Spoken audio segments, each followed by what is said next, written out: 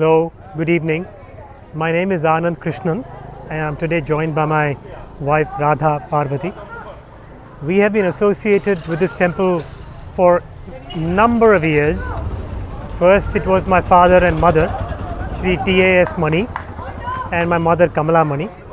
And we have been doing, along with the Temple Trust Board, whatever we can to try and ensure that this temple flourishes and the residents of Ambikapuram and the neighboring communities are all felicitated with a good ambience of a good temple in the village.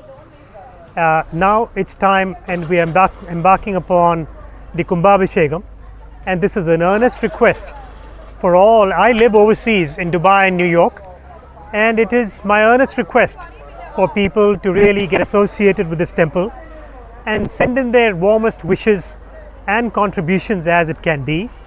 And if you need to reach anybody, Mr. Hariharan is the temple president here, and I'm sure we can get you the necessary contacts for them.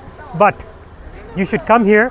Also make this a destination for your retired living if anybody is thinking about that. There's plenty of new facilities coming aboard, but first and foremost I want you all to be associated with this temple for the Kumbhabhishekam.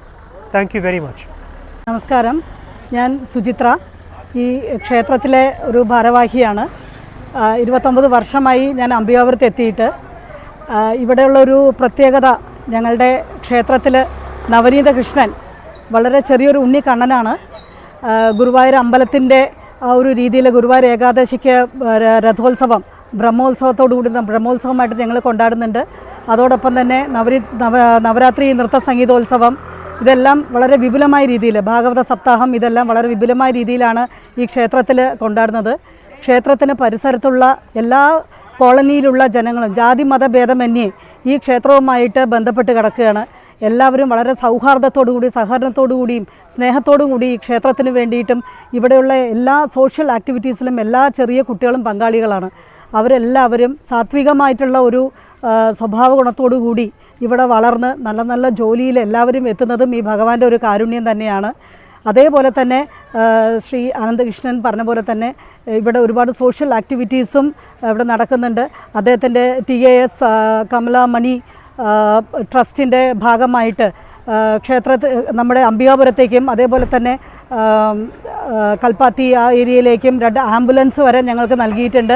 ഇതിൽ നിന്ന് തന്നെ മനസ്സിലാക്കാം ഇവിടെയുള്ള social activities വരെ എത്രത്തോളം ഭംഗിയായിട്ട് നടക്കുന്നുണ്ടെന്നുള്ളത്.